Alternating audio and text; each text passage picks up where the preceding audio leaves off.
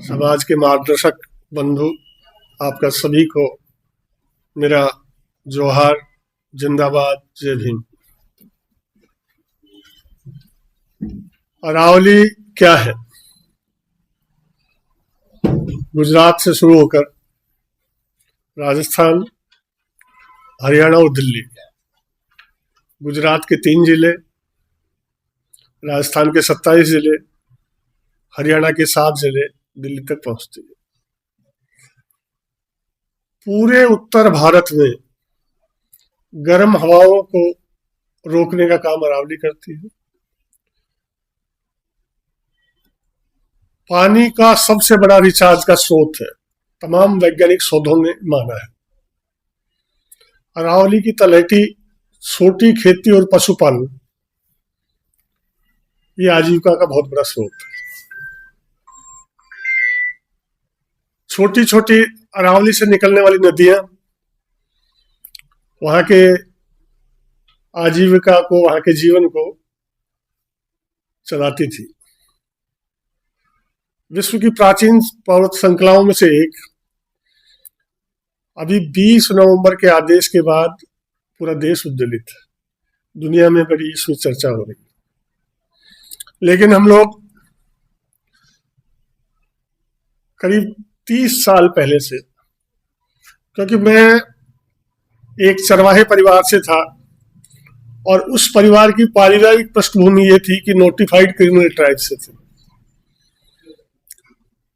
तो उन्होंने जो बड़ा कष्ट देखे थे, तो उनकी पूरी आजीविका छोटी खेती और पशुपालन पर निर्भर थी। जब खनन का कारोबार 96 के बाद वहां शुरू हुआ धीरे धीरे, तो लोगों की दिक्कतें बढ़ने लगी। इस देश की प्रशासनिक व्यवस्था पे हम लोगों का बड़ा गर्व था, बड़ा विश्वास था। 97 से हमने लिखना शुरू किया कि खनन से दिक्कत हो रही है, क्योंकि वहां पे जब खनन शुरू हुआ और क्रैशिंग शुरू हुई तो एक सपना दिखाया था कि गांव में रोजगार आएगा और गांव का कायाकल्प हो जाएगा। उसके बाद जो स्थितियां बनने लगी खनन और क्रैशिंग शुरू होने से, तो मेरे ताऊ के लड़के थे, चचेरे भाई, वो गंभीर बीमारी की चपेट में आए और यंग एज में उनका निधन हुआ। ये हमारे परिवार पे बहुत बड़ा वज्रपात था। उनकी उम्र 23 साल थी उससे। हम लोगों ने तय किया कि गांव गांव जाके लोगों को जगाएंगे। मैंने 1999 में कुछ साथियों के साथ मिलकर पदयात्राएं शुरू करना शुरू किया।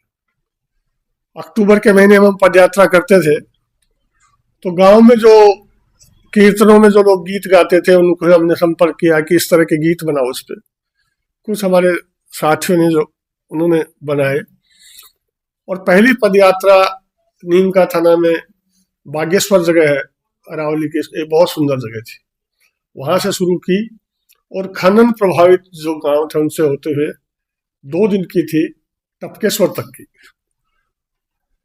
एक छोटा सा हैंड बिल बनवा के हमने गांव गांव में मोटरसाइकिल से पहले बांटा कि इस इलाके से हम लोग आएंगे। पहले दिन ही बहुत उत्साहित थे।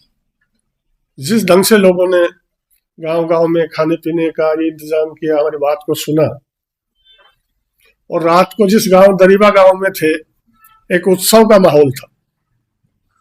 टपकेश्वर में खत्म करी तो लगभग हम 300 के लगभग थे। शुरू की थी हम 40-50। इससे मैं बहुत उत्साहित था और ये लग रहा था। खनन कारोबार में लगे हुए लोग थोड़े दुखी थे। इसके साथ साथ हमने जो पशुपालन जो जंगल से जुड़ा हुआ है, इसके लेके कुछ पशु चिकित्सा शिविर या इस तरह की छोटी छोटी गतिविधियां की। नदियों के किनारे कैसे कैचमेंट एरिया में पानी बचने के जो तरीके थे जल संरक्षण के, उन पे गांव वालों को थोड़ा जागृत। एक एक जो खाद को कैसे ज्यादा उपयोगी बनाया, जिस तरह गड्ढे में डाल के वर्मी कंपोस्ट, छोटे मोटे प्रयोग हम लोगों ने।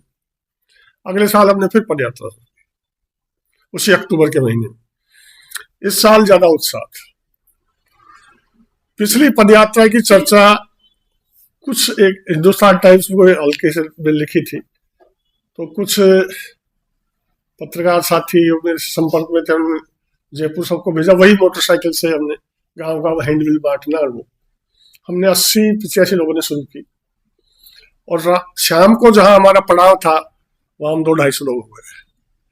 तो मैं चिंतित था कि खाना की व्यवस्था कैसे होगी, तो गांव स्तर तो हो रहा था, लेकिन लोगों ने बहुत शानदार तरीके से की कि खाना खिलाया। वही हमने रात को गीतों के माध्यम से गांव गांव जो गाते थे वो हुआ। और दूसरे दिन जब शुरू किया तो मैं परेशान था कि लोग बढ़ रहे थे धीरे धीरे, जैसे जैसे हम बढ़ रहे थे। तो जिस गांव में हमने कहा था वहां मोटरसाइकिल के माध्यम से, उस समय मोबाइल फोन नहीं था, संपर्क किया तो हमने कहा कि 500 के लगभग लोग हो सकते हैं। तो गांव वालों ने कहा कि नहीं, आने दो, सब आराम से आओ। उस आधी दूरी में राजेंद्र सिंह भी हमारे साथ शामिल हुए, जिनको मैग्सेसे पुरस्कार। तो आप देखोगे उस गांव में, रायपुर जागीर गांव में पहुंचते पहुंचते हम 1000 से ऊपर हो गए। और गांव में जैसे कोई मेला हो, उत्सव हो, इस ढंग का माहौल गांव हो। ये सिलसिला जैसे चलता रहा तो खनन कारोबारियों में बहुत बड़ी दिक्कत है। सरकार से जो गठजोड़ था, जो ज्यादातर खनन पट्टे राजनेताओं, प्रशासनिक अधिकारियों, पुलिस अधिकारियों, उनके रिश्तेदारों या उनके थे, तो उस गठजोड़ ने दमन का तरीका अख्तियार किया। जो साथ थे उनको धमकाना, उन पे पुलिस केस की धमकी देना उनको। ये मैं हाईकोर्ट गया, क्योंकि प्रशासनिक व्यवस्था से जो उम्मीद थी वो नहीं थी वही पूरी। हाई कोर्ट में काफी खट्टा मीठा अनुभव है। हाई कोर्ट में बहुत जिस ढंग से मुझसे व्यवहार किया, मैं थोड़ा निराश था। ड्यू कोर्स में डाल दी गई कई ऐसे, लेकिन 2016 में मेरे पक्ष में, 2010 में 16 फरवरी को मेरे पक्ष में फैसला हुआ। मैंने उसकी 200 कॉपी करवाई। मैं बड़ा खुश था कि न्यायालय का फैसला आया कि खनन गतिविधियां पर्यावरणीय और इनको ध्यान में रख के की जाए। तो मैंने तुरंत निकाला कि भाई ये भी गलत है, ये भी गलत है। और सुप्रीम कोर्ट के फैसले थे, उनको, अरावली को पहले फैसले थे, उनको सबको इकट्ठा किया। पानी को लेके जो था कि बहाव क्षेत्र से छेड़छाड़ नहीं की जा सकती, तो मैं बहुत उत्साहित था। उसके बाद थोड़ा सा हमारे पास एक डाबला गांव हरियाणा सीमा में पड़ता है, वहां पे दलित मोहल्ला गांव के सबसे कोने पे, और वहां माइनिंग से और क्रैशिंग से उन लोगों का जीवन जीना मुश्किल हो रहा था। माइनिंग के धमाकों से उनके घर टूट रहे थे, क्रैशिंग के धूल से उनका। तो वहां की शांति देवी, उस समय उनकी उम्र थी 73 साल। उन्होंने तय किया कि सबको, नरेगा में मजदूरी करने वाले लोग थे, कि मिलकर आंदोलन किया जाए। तब तक मेरा नाम जाना पहचाना था उस इलाके में। उन्होंने मुझे संपर्क किया, मैं आया, गांव के लोगों से बातचीत की। हर समाज के हर तरह के लोग आए। हमने आंदोलन की रणनीति, वहां एक तरीका हमने खोजा जो पदयात्राओं के माध्यम से था। 1 रुपया और 1 घंटा अगर आप लगाओगे इस काम में, क्योंकि खनन कारोबारी सब पैसे वाले बाहर के लोग थे या कोई प्रशासनिक राजनीतिक पहुंच वाले लोग थे, तो उनके समझ में आया कि हर दिन का 1 रुपया बचा के रखो, 30 रुपए रोज के हो, और 30 घंटे इसको कन्वर्ट करके इस आंदोलन में लगा देंगे तो हम जीत जाएंगे। धरना शुरू हुआ। उसी दौरान एक सुप्रीम कोर्ट का फैसला आया था। सरकार जगपाल सिंह, मार्किन कार्ड जो जज थे, उन्होंने दिया था कि गांव के जो कॉमन्स हैं, चारागाह है, तालाब है, इनसे छेड़छाड़ वगैरह नहीं की जाए। तो और उत्साहित थे थोड़ा। हमारा धरना चला, आसपास के गांव के लोग आने लगे। हमने वही तरीका, लोकगीत दिन में गाते, वहां बातचीत चली। वहां के जो प्रशासनिक मुखिया थे जिले के, वो आए, हमने उनका पूरा बताया भारी पुलिस बल के बीच में। तो उनके समझ में आया कि कानूनन तो ये नहीं चल सकते। तो मैंने कहा हम तो इस देश के कानून में दृढ़ आस्था रखने वाले लोग, तो कानूनन चले यही, और गैर कानूनी तो नहीं चले। वो पुलिस को लेकर वापस लौट गए। उसके बाद खनन माफियाओं के दबाव में धरने के 30वें दिन 500-600 पुलिस फोर्स घेर कर जिस ढंग से बेदर्दी से वहां आंदोलनकारियों से मारपीट की, 7 दलित महिलाओं की गिरफ्तारी हुई, जिसमें शांति और शांति बहू एक परिवार से 2, 7 को जेल में। उस गांव के रिटायर्ड जो सेना के बुजुर्ग थे उन पे मारपीट हुई। किसी तरह से गांव वालों ने मुझे बचा के वहां से निकाला कि आंदोलन चले कैसे। वहां नीम का थाना में भूख हड़ताल हुई, धरना प्रदर्शन हुआ, 7 दिन वो जेल में रही महिलाएं। और इस देश के संवैधानिक व्यवस्था पे बहुत बड़ा कि शांति भंग के आरोप में कैसे दलित महिलाएं 7 दिन तक जेल में रही, लेकिन वो रही। और शांति के ये शब्द, शांति जब रिहा होके आई तो शांति से कहा गया कि आप हिरासत के दौरान एक चीज लिखते हैं, उस पर आप अंगूठा लगा दो कि कैलाश हमें बहका रहा था। उसने कहा हाथ कट सकता है लेकिन अंगूठा। शांति इस दुनिया में नहीं है, लेकिन वो संघर्ष की एक प्रेरणा की तरह आज भी हमारे दिल में है। उसी गांव के एक नौजवान जो कारगिल में जिस समय युद्ध हुआ, उसमें टोलोलिंग हिल पे भारत का कब्जा करने के लिए उनके 3 गोलियां भी लगी थी। इसके लिए उन्हें वीर चक्र मिला था। जयराम सिंह नाम था उनका। वो छुट्टी आए हुए थे, वो आंदोलन के साथ लगे, उनको भी अपराधी करार दे दिया गया। अजीब बड़े संयोग देखिए कि एक नौजवान जब देश की सीमा की रक्षा के लिए लड़ता है, अपने जान पे खेलकर, आप वीर चक्र से नवाजते हो और गांव की समस्या के लिए, गांव की पहाड़ी को बचाने के लिए खड़ा होता है, तो वो अपराधी वही नौजवान। उसी दौरान एक बहुत खतरनाक हादसा हुआ कि हरियाणा सीमा पे पचेरी गांव लगता है झुंझुनू जिले में। वहां के तारकेश्वर शर्मा थे, बहुत बड़े फ्रीडम फाइटर, और रामराज परिषद के वो सदस्य थे। और उनके 6 परिवार के सदस्यों को काला पानी, वो देश निकाला दिया गया था। तो 6 फ्रीडम फाइटर थे, 2 महिलाएं सहित। वो पता नहीं क्या क्या यात्राएं चली थी। उनके पौत्र प्रदीप शर्मा हमारे साथ आंदोलन में, उनको हाई कोर्ट से स्टे मिला, और स्टे के दौरान माइनिंग हो रही थी, इसकी वो फोटो खींच रहे थे, उनकी हत्या हो गई। ये झकझोरने वाली घटनाएं थी कि उनकी हत्या और उनकी डेड बॉडी के पास में बैठा रहा। इसी दरमियान मुझे गिरफ्तार किया। गिरफ्तार करके दिसंबर के महीने में मेरे पीछे हाथ बांध के, कपड़े निकाल के, और मुझे ये हौसला तोड़ने के लिए कि कोई माइनिंग के खिलाफ आंदोलन नहीं करे, मेरी परेड कही। इससे मुझे निजी जीवन में बहुत बड़ा नुकसान हुआ कि मेरे बड़े भाई इस सदमे के से हार्ट से बीमार हुए, उनकी डेथ। उस दौरान मेरे परिवार ने फैसला किया कि हम ये इलाका छोड़ दें। मेरा बेटा उस समय 8वीं क्लास में पढ़ता था। मेरी पत्नी, बेटा, मेरी भाभी,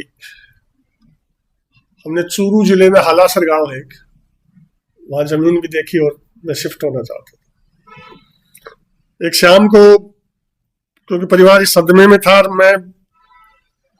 मेरे पास कोई आता उस सदमे के बाद सहानुभूति दिखाने या सहायता मांगने, इलीगल माइनिंग से दिक्कत है, बकरी मर गई, हमारे खेत में पत्थर आ रहे, तो मैं चुप रहता था, बोलता नहीं था। तो मैंने मेरे बेटे से और मेरी वाइफ को कहा कि कहीं भी अगर ये अनजस्टिस होगा तो वहां क्या पूरे जीवन चुप ही रहना पड़ेगा।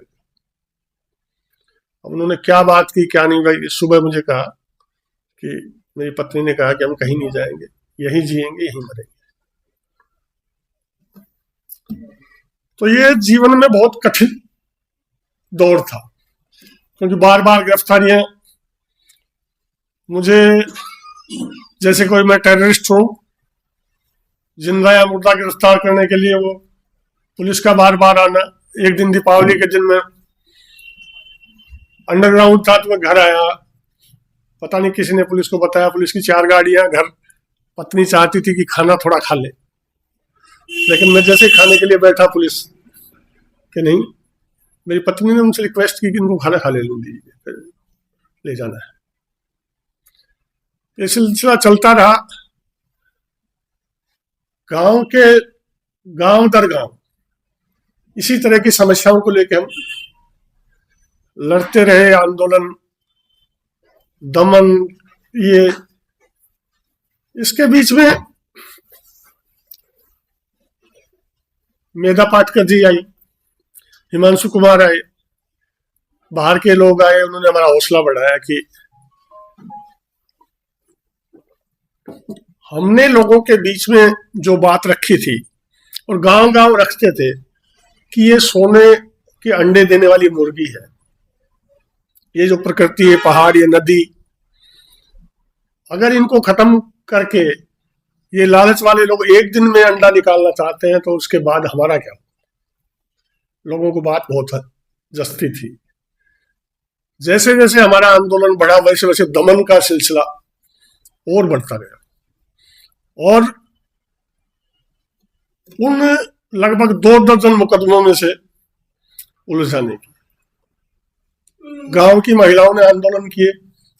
उसके बल पे हमने कुछ ट्रक्स पकड़े एक्सप्लोजिव के, जो अरावली के सबसे बड़े दुश्मन थे, विस्फोट। बॉम्बे ब्लास्ट के बाद एक कानून बना था कि एक्सप्लोजिव रूल 2008, उसमें विस्फोटक को कैसे लेके चल सकते हैं, कौन उसका उपयोग कर सकता है, क्या सजा है, हमने उसको सामने रखा। एक ओपन ट्रक में एक्सप्लोजिव जा रहा था, आपको कल्पना करेंगे तो कैसा, एक वैन में था, मोटरसाइकिल पे था, टेंट में था। ऐसे 6 मामले थे।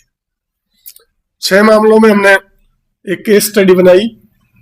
तो आप आश्चर्य करेंगे, कानून तो क्या, 6 मामले में 2 महीने से ज्यादा किसी को कोर्ट नहीं जाना पड़ा, किसी पे 1000 रुपये, किसी पे 2000 रुपये जुर्माना लगा के उनको सबको छोड़ दिया गया। मैंने कहा कि यह देश की सुरक्षा के साथ खतरा है। मैंने न्यायालय में अर्जी लगाई तो न्यायालय ने, नीचे वाले न्यायालय ने कहा कैलाश मीणा आदतन न्यायालय का समय खराब करता है और मेरी अर्जी खारिज कर दी। रविकिरण जैन बहुत मशहूर वकील थे, जयपुर आए थे, मैं निराश था। उन्होंने वो देखा तो ये तो बहुत गलत है, ये कर ही नहीं सकते, आप हाई कोर्ट आइए। मैं हाई कोर्ट गया। हाई कोर्ट में उस समय जो जज थे उन्होंने सुना और मैं बड़ा खुश हुआ। उन्होंने कहा तुरंत उस मजिस्ट्रेट को नोटिस करो, एसपी को नोटिस करो, ये कैसे कर दिया, ये कर दिया। लेकिन 3 साल हाई कोर्ट में चक्कर काटने के बाद कोर्ट मुझसे कहता है आप पुलिस थे क्या, आपने कैसे पकड़ लिया, और वो खारिज करके फेंक दिया। तो ये अनुभव है इस देश की प्रशासनिक व्यवस्था में दृढ़ आस्था, इस देश की संवैधानिक व्यवस्था में दृढ़ आस्था, इस देश की न्यायिक व्यवस्था में दृढ़ आस्था।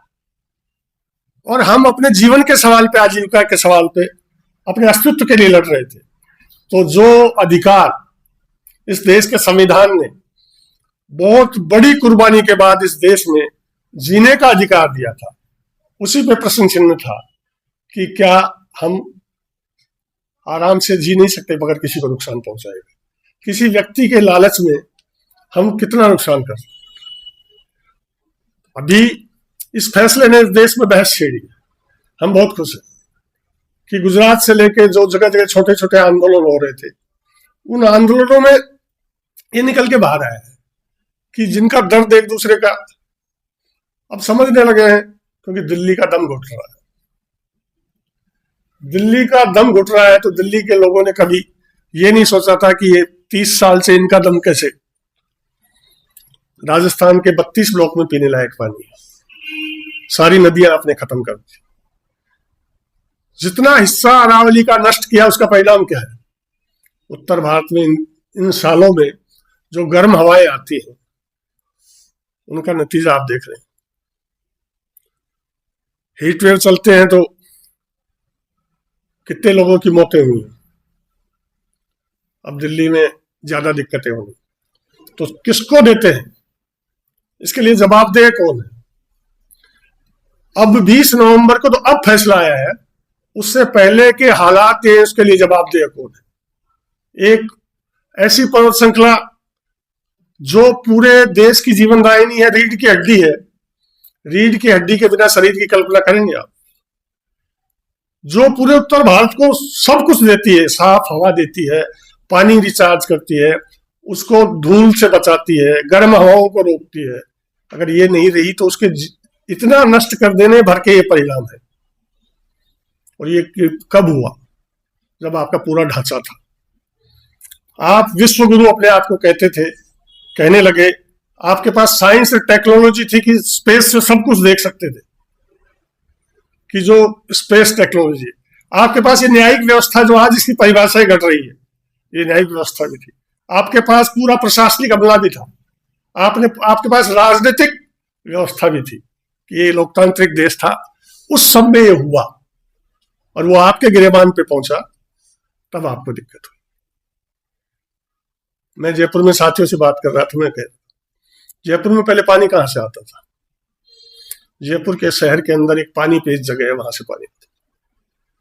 उसके बाद पानी लेने कहां गए? 25 किलोमीटर दूर रामगढ़ बांध, उसको खत्म कर दिया। अब कहां गए? उसके बाद गए बीसलपुर, 150 किलोमीटर दूर। बीसलपुर के पानी पे जयपुर का क्या हक है?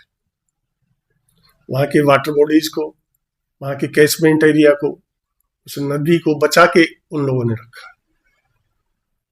और जब बीसलपुर का पानी आप जयपुर में लेके आओ तो बीसलपुर के पास सोहेला गांव पड़ता है, वो पानी मांगे तो आप गोली चलाओ। उस नदी के अस्तित्व को बचाने के लिए जिसके पानी पे आप हक जता रहे हो, वहां के गांव के लोग जब विरोध करेंगे माइनिंग का, सैंड माइनिंग का, तो आप उनकी हत्याएं करो। आपका दोहरा चरित्र समझ में नहीं आया समाज का इस समय, कि आपको पानी भी चाहिए, आपको 24 घंटे बिजली भी चाहिए, आपको चौड़ी सड़क भी चाहिए, आपको अपने लॉन भी हरे भरे चाहिए। किसके कीमत पे चाहिए? क्या कभी आपने उनकी तरफ हाथ बढ़ाया थोड़ा?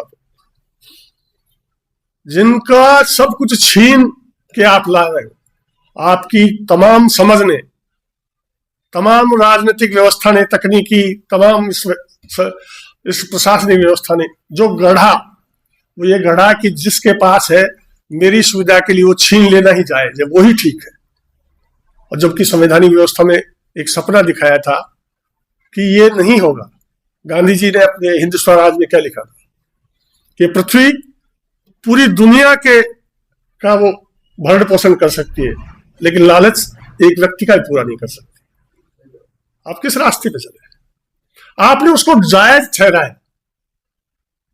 ये बड़ी कई राजनीतिक आवाज इसमें निकल के नहीं आई है कहने के लिए कि ये छत्तीसगढ़ में लोग मारे जा रहे थे।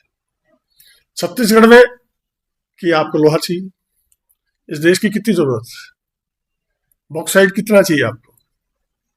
क्या उनको विश्वास में लिया आपने? नहीं लिया। और कितना उसमें से एक्सपोर्ट करते हैं? अरावली का कितना एक्सपोर्ट हो रहा है? दुनिया के, सारी दुनिया में वो देश जिन्होंने अपने प्राकृतिक संसाधन बचाए वो आज समृद्ध है, और जिन्होंने लूटा उसके उदाहरण आपके पास है। जोहान्सबर्ग में सरकार ने हाथ खड़े कर दिए कि पानी नहीं पिला सकते। एक संसाधनों से भरपूर देश, उसकी आपकी तरक्की ने यह हालत कर दी कि आज अपराध होता है तो किसी की गाड़ी में ये पता चल जाए इसकी गाड़ी में पानी के कैन है, साफ पानी के कैन है, तो उस पर खतरा होता है। पानी की दिक्कत है, सांसें घट रही हैं, आप इसको तरक्की कहते हैं। आपकी साइंस, आपकी टेक्नोलॉजी, आपकी तमाम तरह की चीजें जीवन की दिक्कतें कम करने के लिए, जीवन में दिक्कतें पैदा करने के लिए। इस देश दुनिया में 5-7% लोग हैं, उनको सब कुछ चाहिए। उनको अच्छी गाड़ी चाहिए, उनको पूरा ऐशो आराम के पूरे साधन चाहिए, लेकिन किसकी कीमत पे चाहिए? पूरा इस देश का तंत्र उन 7% जो 5-7% लोग हैं उनकी स्तुति में जुट जाता है। इस देश की राजनीति उनकी स्तुति में जुट जाती है कि इन लोगों को सब कुछ जो चाहिए वही जायज है। बाकी जो लोग हैं उनकी आवाज कोई आवाज नहीं रहती। उनको जाहिल कहते हैं, बेवकूफ कहते हैं, विकास विरोधी हैं, तमाम तरह के तमगे उनके ऊपर लगाए जाते हैं। कहीं इस पे बहस नहीं होती। बहस होनी चाहिए। आज गाँव की क्या स्थिति है। अरावली की तलहटी में नदियां तबाह कर दी। एक उदाहरण मैं कई जगह देता हूँ। नीमका थाना में एक गिरजन नदी है, वो जिंदा है।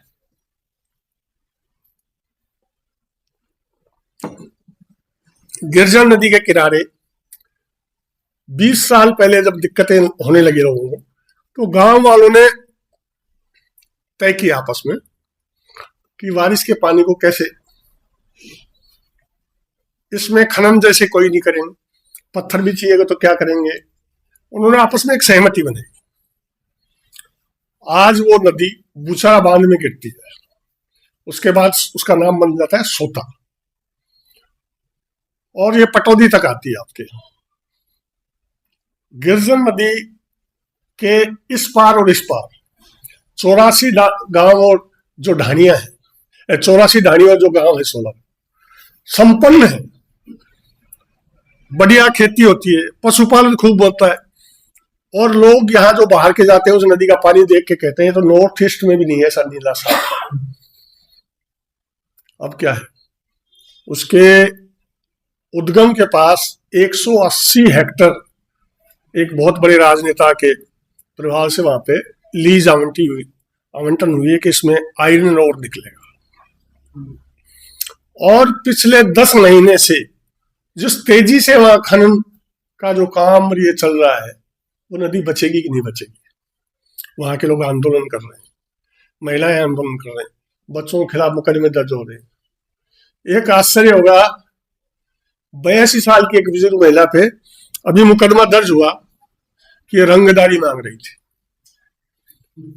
जिससे उठा नहीं जाता। वो 82 साल की महिला किससे, खनन बाहुबलियों से रंगदारी मांग रही थी। पढ़ने वाले छोटे छोटे बच्चे, उन पर मुकदमे दर्ज, उनको आप पुलिस थाने ले जाके बैठाते हो, ऑफिसर। अभी एक टीवी चैनल ने वहां उस इलाके में स्टिंग ऑपरेशन किया, तो एक बहुत बड़े सत्ताधारी दल के नेता माइनिंग कर रहे थे। उन्होंने उस चैनल की रिपोर्टर से कहा कि ये गिफ्ट ले लो, लेकिन हमारा काम थोड़ा ठीक है इसको। ये स्थिति वहां की है। रास्ते चलने लायक नहीं।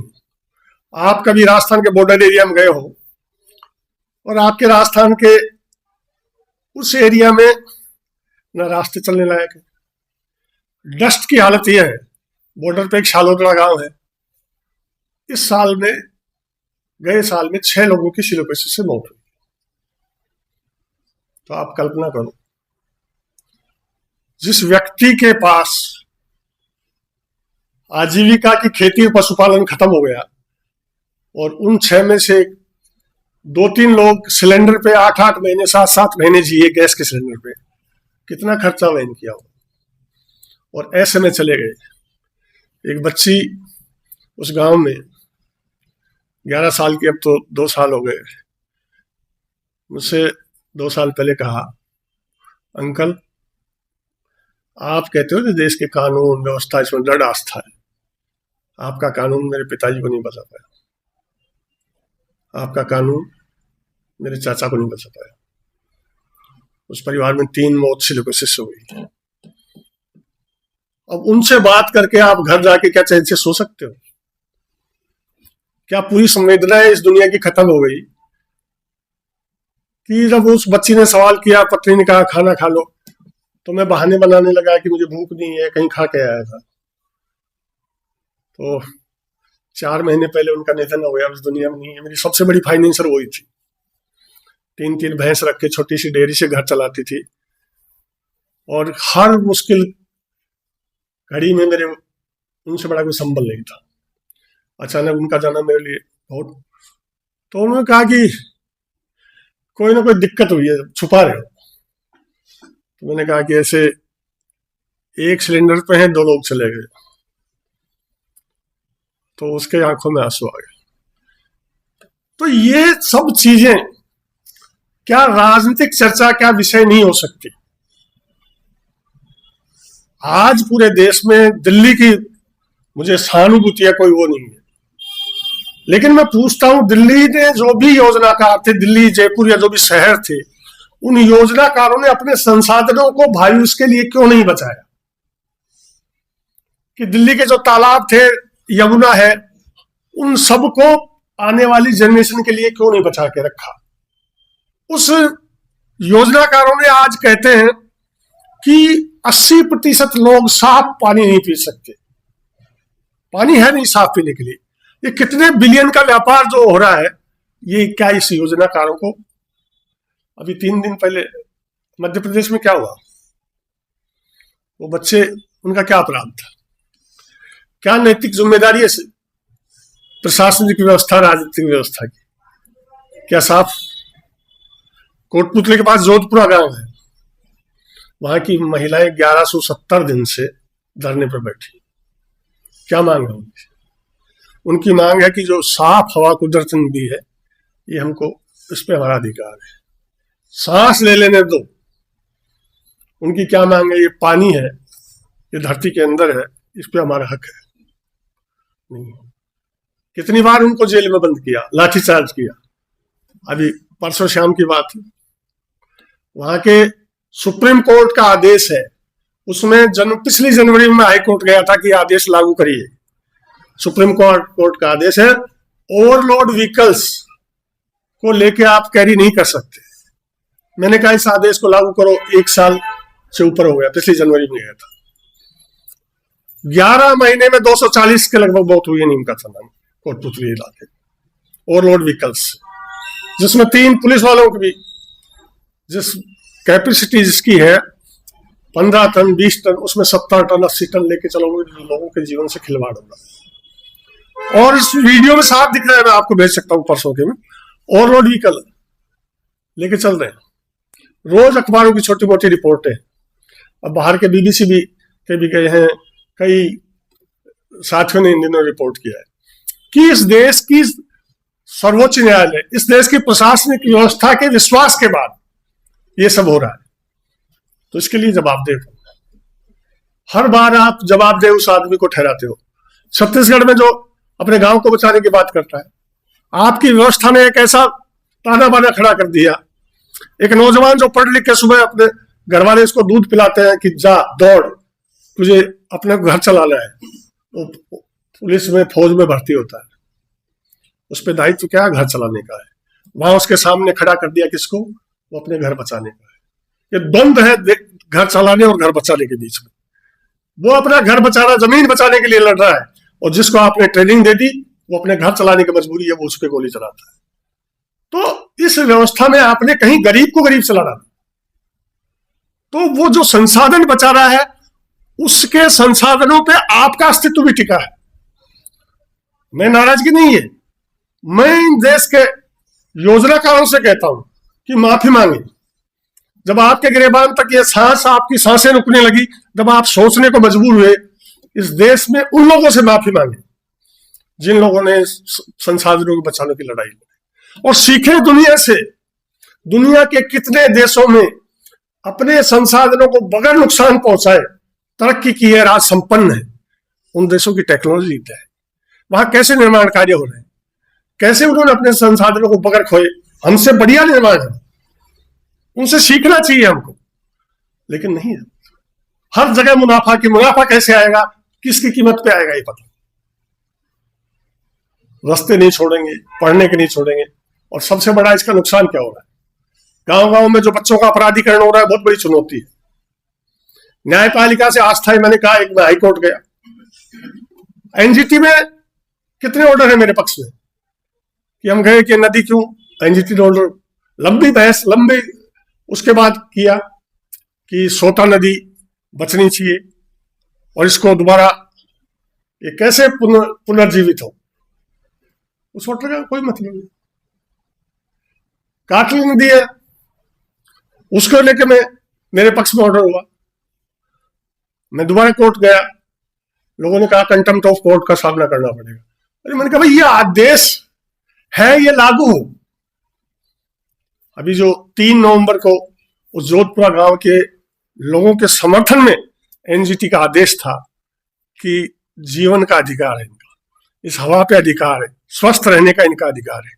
एनजीटी ने ऑर्डर किया कि 20,000 रुपया प्रति बीमार को तुरंत दे, बाद में और जांच होती रहेगी।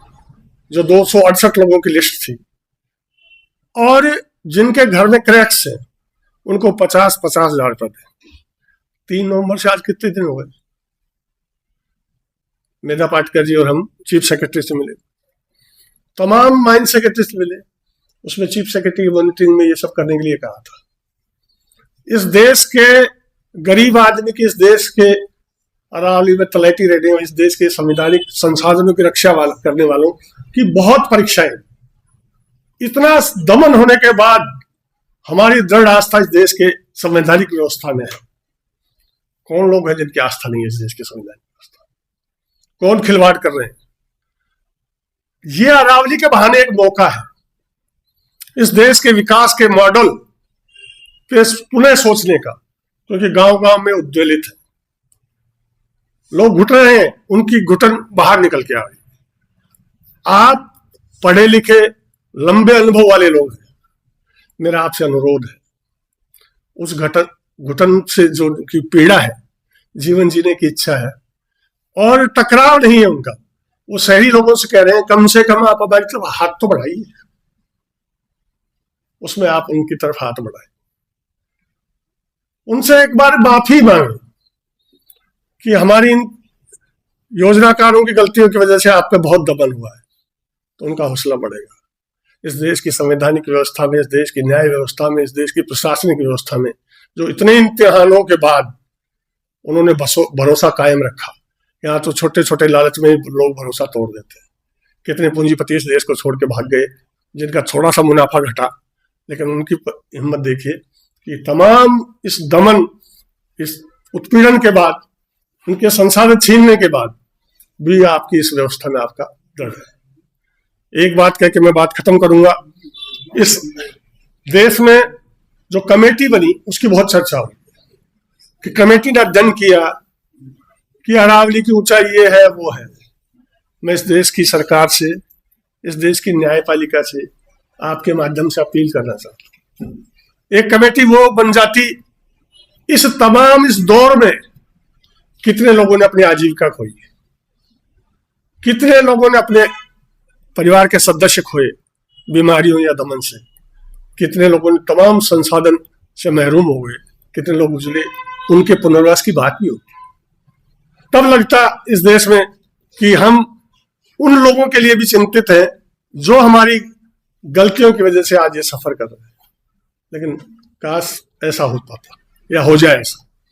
मैं बहुत उम्मीद में हूं, क्योंकि जिस ढंग से गांव गांव में जो रेस्पॉन्स मिल रहा है कि ये, और नारा जो गांव के लोगों ने दिया है कि अरावली बचाओ जीवन बचाओ, और अरावली बचेगा तो पूरा देश का ये ढांचा, जो आपकी प्रशासनिक व्यवस्था, ये आपकी राजनीतिक व्यवस्था, आपका ये मॉडल, ये तब बचेगा।